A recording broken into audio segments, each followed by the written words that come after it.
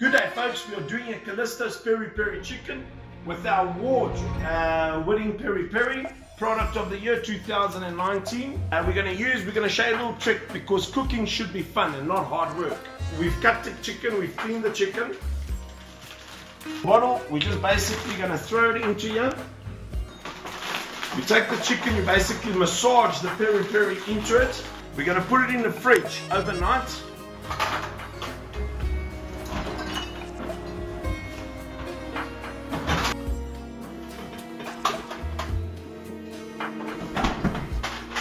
The chicken is well marinated and now it's ready. It's braai time. We're going to take it to the braai.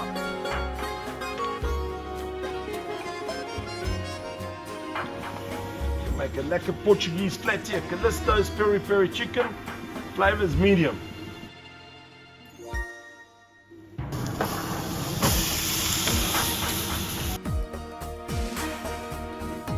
So basically our chicken is done, as you can see.